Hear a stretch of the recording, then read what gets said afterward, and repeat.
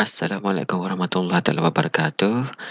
Today we are going to continue our lesson for the chapter 7 rate of reaction, which is the third factor, the temperature. Okay, so we have another one factor, which is the presence of catalyst, which will be covered tomorrow. Okay, first look at this diagram. Okay, it's a cooking process of egg in boiling water. So we have two conditions here. The first one, we pour in water at 100 degrees Celsius, and the second condition is water at 40 degrees Celsius. So which one will be cooked faster?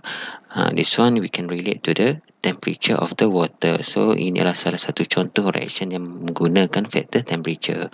Jadi sini of course kita boleh tahu eggs in water at 100 degrees Celsius will cook faster. Okay. Jadi terus kita tengok example of the chemical reaction. Okay. Jadi as the temperature of the reactant increase, apabila suhu sesuatu bahan tidak balas, reactant dia bertambah tinggi, the particle of the reactant will gain more kinetic energy and move faster.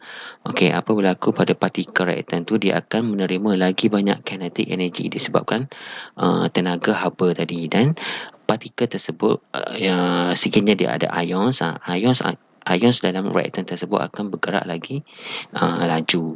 Okey, ini menyebabkan the rate of the reaction increases. Okey, ini cikgu akan terangkan lagi details dalam explanation by using collision theory. Okay, so look at here the experiment. Of course, we have two sets of experiment. Okay, the first set of experiment, tengok. Okay, kita manipulate temperature of acid. Biasa temperature ni kita guna pada liquid reactant lah. Okay, sebab kita boleh panaskan dia. Kalau solid macam kurang sesuai. Okay. Jadi, reaction antara magnesium ribbon, which is metal, reacts dengan hydrochloric acid. Okay, metal reacts dengan acid. Also, you have learned in chapter 6. So, the product dia nanti akan ada gas dengan hydrogen gas and also salt. So, untuk eksperimen ni nanti you akan record the volume of gas yang dia release. Sama macam yang factor sebelum-sebelum ni dah. Okay. Cuma di sini dia akan cap constant dia punya, dia akan malarkan dia punya concentration of acid, type of acid dan juga amount of the metal. Semua ni kena malarkan. You tak boleh nak manipulate sini lah, nanti dia dah jadi factor lain. So sekarang you manipulate adalah temperature of acid. Bermakna set 1 you guna temperature 75, set 2 you panaskan acid tu jadi 100 degrees Celsius. Jadi you pun observe lah time taken for the magnesium tu completely dissolve in the acid. Jadi agak-agak which one will be take a shorter time.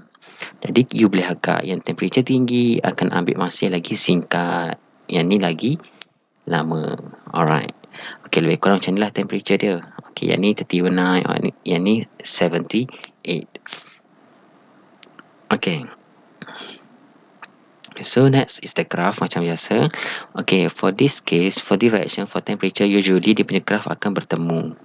Okey, kenapa bertemu? Macam tadi cikgu cakap, graf tinggi rendah dia bertemu atau tidak bertemu, kita kena kira dia punya number of mole of the reactant. Jadi reactant dia kat sini biasanya kita akan kira of acid. Jadi kita tengok sini volume dan juga concentration for both experiment are same.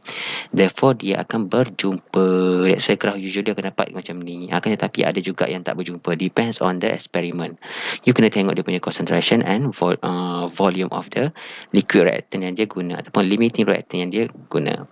Okey, jadi macam biasa untuk graf di hadapan ni, yang depan ni, yang steeper gradient akan duduk untuk high temperature because dia punya rate of reaction is higher, whereas for the second graph yang lower ataupun yang less steeper, kecurunan dia kurang, dia adalah untuk yang low temperature.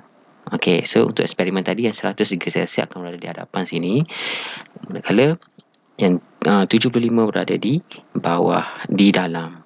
Okay, paksi macam biasa, volume of gas dan paksi S adalah time taken. Ini untuk sketch the graph. Okay. Next, untuk graf tadi, di sini cikgu guna contoh lain. Contoh masih lagi graf tadi.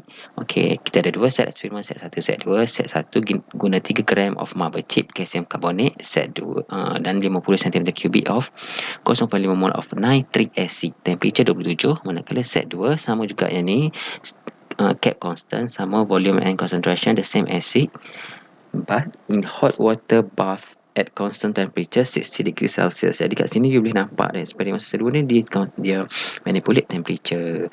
Jadi initial rate of the reaction of set 1 is lower. Ini rendah. Then set 2, this is because the temperature of the set 1 is lower than set 2. Jadi the maximum volume of carbon dioxide yang dia akan release nanti adalah sama. Ni maximum volume. Jumlah produk yang akan produce nanti adalah sama. Macam cakap sebelum ni, depends pada number of mole yang reactant dia guna tadi. Sebab dua-duanya sama, jumlah reactant dia sama, jadi of course dia akan menghasilkan jumlah produk yang sama. That's why kedua-dua eksperimen akan bertemu pada hujung sini. Cuma beza dia punya kecerunan. Yang ni set 2 lagi tinggi dia punya gradient because temperature dia tinggi. Yang ni lagi rendah sebab dia punya temperature is lower. Ni contoh kedua. Sekiranya graf tu tak berjumpa, tak bertemu. Contoh keadaannya. Untuk eksperimen 1, dia guna powder. Ini antara reaction antara zinc dengan sulfuric acid. Still the same, metal and acid. Eksperimen 2 also dia guna powder of zinc, jadi constant. Mass dia samalah. Mana concentration of acid pun sama, type of acid pun sama. Tapi yang ni 40 degree Celsius, yang ni 30 degree Celsius. Yang berbezanya di sini adalah volume. You tengok, eksperimen 1 dia guna volume 100, concentration 1.0. Acid yang sama, sulfuric acid. Eksperimen 2 dia guna 50 sahaja. Jadi when you calculate the number of mole, the number of mole sulfuric acid eksperimen 1 guna MV over 1000 dapat 0.1. Untuk eksperimen 2, 50 darab dengan 1, volume bagi 1000 dapat 0.05. Jadi you tengok yang ini lagi tinggi, yang ini lagi rendah. That's why dia punya graf tak akan jumpa. Eksperimen 1 kena tinggi, eksperimen 2 kena rendah. And you tengok dia punya nilai number of mole is separuh, right? That's why graf dia separuh. Dua ni separuh daripada 1. Kalau sini 50, bermakna eksperimen 2 ni dia punya volume 100 cm3. Alright. Next is the explanation based on the collision theory. Macam biasalah, kena explain the situation based on the collision theory. Jadi setiap factor ada dia punya cara explanation dia sendiri. Point dia ada yang sama, ada yang beza sikit. So apa collision theory cakap? When the temperature increases, tengok at low temperature macam ni dia punya gambar. At high temperature, tengok the same, dia punya reactant sama je jumlah dia sebab concentration dia sama. Tapi you tengok gambar ni, dia punya pergerakan. Yang ni dia punya nampak kesan bayang-bayang tu tak laju lah. This one is more faster. It's faster, right? Tengok. So the kinetic energy of the reactant akan increased. Kenapa kinetic energy dia increase? Sebab kita panaskan dia. Jadi bila kita panas, partikel akan absorb heat energy, menyebabkan kinetic energy dia pun bertambah. So more particle have energy to overcome the activation energy. Jadi because dia dah ada tambahan heat energy tadi, menyebabkan dia ada tenaga tambahan untuk overcome the activation energy. Activation energy balik ni cikgu explain balik, is the energy, minimum energy required for the reactant to start the chemical reaction. Tenaga diperlukan untuk satu bahan tindak balas untuk memulakan tindak balas kimia. So sekarang partikel bila high temperature ni dia dah ada lebih tenaga. That's why dia senang untuk bertindak balas. Compared pada low temperature, dia kurang kinetic energy. So susah sikit untuk dia bertindak balas, lambat. So menyebabkan the frequency of effective collision between particle akan increase. Ni sama point macam yang faktor-faktor sebelum ni. So the rate of reaction akan increased. So temperature is the measure of the average kinetic energy of the particle. Ni some additional information. Next kita teruskan pada eksperimen untuk faktor temperature. This one is very easy sebab dia menggunakan eksperimen sama macam faktor concentration, iaitu dia guna reaktor yang sama. This eksperimen you akan buat dalam next year, dalam buku teks akan guna eksperimen this one. So dia punya reaktan pertama adalah sodium thiosulfate ataupun boleh guna potassium thiosulfate, sama sahaja, dan react dengan asid. Ni Asid ni boleh jadi sulfuric acid ataupun hydrochloric acid, depends lah, sama saja reaction dia. So dia akan produce, kalau guna sodium thiosulfate, dia akan produce sodium sulfate, sulfur dioxide and water. Jadi yang kita concern di sini adalah sulfur precipitate. Okey, awal-awal tadi dua-dua solution ni adalah colorless macam sebelum ni juga. Bila you tambah yang ni masuk dalam ni, dia akan produce sulfur, which is dia akan perlahan-lahan akan jadi warna kuning. Jadi awal dia macam ni, you akan nampak X marks di bawah ni. Bila masa bertambah, makin banyak sulfur terhasil. Sulfur ni solid. Okey, dia berpecahan. Dia macam precipitate. Jadi sulfur tersebut akan melitupi X marks ni. Lama-lama X marks tu akan disappear, you tak nampak. Jadi pun stop lah masa yang diambil, sehingga tak nampak tanda X. Bermakna jumlah sulfur nanti, kita boleh kira lah jumlah sulfur bahagi dengan masa. Jadi boleh record dia rate of reaction. Boleh kira rate of the reaction based on the quantity of the sulfur produced bahagi dengan masa. Lagi cepat X marks ni hilang, lagi tinggilah rate of reaction dia. Okay, because dia produce lagi banyak sulfur dalam masa yang singkat. Okay, so macam mana you manipulate eksperimen ni? Okay, so kita ada dua reaktan tadi kan, sodium thiosulfate dengan sulfuric acid. Jadi kita akan manipulate temperature sodium thiosulfate. Okey, sebenarnya dua-dua boleh kan, nak manipulate temperature of acid pun boleh kan, guna acid yang high temperature. Set 2 guna yang lower concentration, lower temperature. Okey, kalau nak guna yang ni pun boleh, tapi untuk eksperimen ni biasa kita manipulate temperature of sodium thiosulfate. Okey, so apa kita buat? Kita panaskan sodium thiosulfate. Contohlah set pertama tak panaskan, guna pada suhu bilik. Okey, kemudian kita pun tambahlah sulfuric acid. Jadi kita pun ambil masa berapa lama untuk X ni hilang. Kita pun repeat set 2, kita panaskan sodium thiosulfate. Kalau tadi 30, set 2 kita naikkan 40. Lepas tu tambah asid dalam tu 5 cm3. Asid ni constant.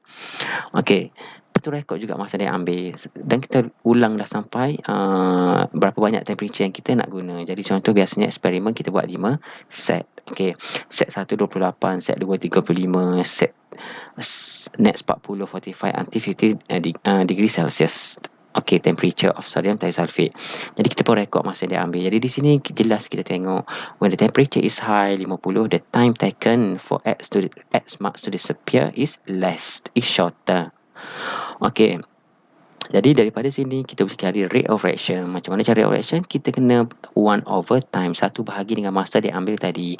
So this one, inilah menunjukkan rate of reaction. Jadi daripada data yang kita dapat, okay, bila temperature is higher, the rate of reaction is higher. When the temperature is low, the rate of reaction also lower. Okay, so daripada sini kita boleh plot graf macam biasa. Satu, kita akan plot graf temperature against time. Jadi you akan dapat graf yang inversely proportional macam ni. Okay, mana kata? Yang kedua, kita boleh plot graph temperature against 1/time, which is the rate of reaction. Jadi kita akan dapat straight line macam ni. Okay, graph ni sama juga macam factor concentration, dia ada dua. Okay, dua factor ni dia special. Okay, jadi from the graph 1 ni, graph A ni, a shorter time is needed for sulfur to precipitate at higher temperature. Jadi pada suhu tinggi ni, contoh 50, dia perlukan masa yang singkat saja untuk menghasilkan sulfur. Okey, manakala pada temperature rendah, lower temperature contoh 30 sini, okey, dia memerlukan masa yang lagi lama because dia punya rate of reaction is lower. Okey, manakala graph B, ini untuk rate of reaction kan, 1/time. Jadi when temperature is high, contohnya 50, the rate of reaction is higher also. Okay, so the rate of reaction akan double each time as the temperature is increased by 10. Setiap pertambahan 10 degree Celsius, biasanya rate of reaction akan double. Okay, akan berganda. Okay. So as usual, we have to explain based on collision theory. Sama juga sebelum ni. Okey, ada dua keadaan. Sekiranya tak ada comparison, kena guna yang general. Sekiranya soalan minta comparison antara set 1, set 2, kena guna yang spesifik. So for the first one, kita tengok yang general. Okey, jadi you kena buat chemical equation macam biasa. From chemical equation, you cari ionic equation. Okey, pecahkan ion-ion, mana yang aqueous, yang solid, gas, liquid ni tak payah, tinggal macam biasa keadaan asal. So after pecah, you dapat ionic equation dia macam ni. Jadi Jadi dapatlah thiosulfate ion dengan hydrogen ion from acid yang tinggal. Okay, so macam biasa guna 5 point. So when temperature of sodium thiosulfate solution is increased, the kinetic of energy of the particle akan increase. Jadi kat sini cikgu dah merahkan dah ni sodium thiosulfate. Kita tak cakap temperature of acid. Okey, sebab dalam eksperimen ni kita manipulate temperature of sodium thiosulfate yang kita panaskan. Kalau soalan tu guna temperature of acid, bermakna nanti kena bagi tahu sini when the temperature of the acid, sulfuric acid increase. So the kinetic energy of the particle also increase. Jadi partikel lagi satu kena tukar kepada ion siapa. Okey, so di sini kita akan tukar kepada thiosulfate ion ya. Ini daripada equation ni. Okey. Alright, poin kedua macam biasa, masuk saja the particle akan move faster and collide more often. Jadi di antara partikel iaitu thiosulfate ion dan hydrogen ion ni akan collide more often and particle will have more energy to overcome the activation energy. Jadi dua poin pertama ni dia berbeza Setiap faktor dia berbeza di sini dah, poin pertama dan kedua. Masuk poin 3, 4 dan 5 dia sama sahaja untuk semua faktor. Okey, poin ketiga bagi tahu balik frequency of collision between particle. Poin keempat, frequency of effective collision between the reacting particle. Okey, gantilah dengan nama ion tadi ni, yang dua ni. Okey. Next, sekiranya dia minta untuk spesifik ataupun comparison. Okey, jadi contoh kat sini cikgu bagi compare antara set 5 dengan set 4. Kan banyak set tadi kita buat kan. Okey, ni. Jadi cikgu ambil set 5 dengan set 4 saja ni. Okey, so ayat dia macam sebelum ni juga. Kita kena bagi tahu the temperature of sodium thiosulfate in set 5 is higher than set 4. Jadi the kinetic energy of the thiosulfate ion in set 5 is higher than set 4. Kena ayat penuh baru dapat markah. Okay, next masuk point seterusnya sama macam yang sebelum ni. Ganti sahaja perkataan partikel tu dengan ion yang terlibat.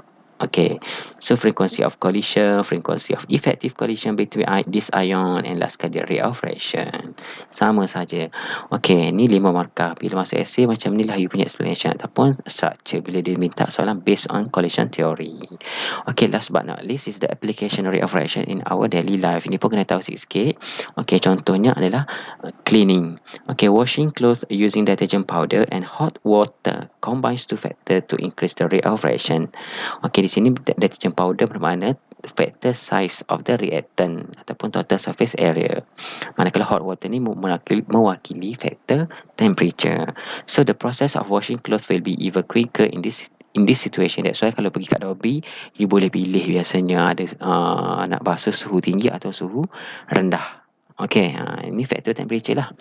Okay, second situation is cooking food. Other than decreasing in the size, food also cook faster at high temperature. For example, water boil at 100 degrees Celsius, while cooking oil would not boil even the temperature reaches 180 degrees Celsius. Therefore, frying food in oil will cook the food even faster. That's why kalau kita goreng makanan biasanya lagi laju compare kita boil dia in water, because water only boil at 100 degrees Celsius, manakala cooking oil dia punya boiling point lagi tinggi compared to water. That's why makanan cepat masak bila kita goreng compared kita rebus. Okay, so this is your task, the first task in Camp Quest. Okay, page 42-43 soalan SBP trial 1105 dan task kedua Camp Quest 0507 page 6162. So that's all for today. Thank you. See you tomorrow.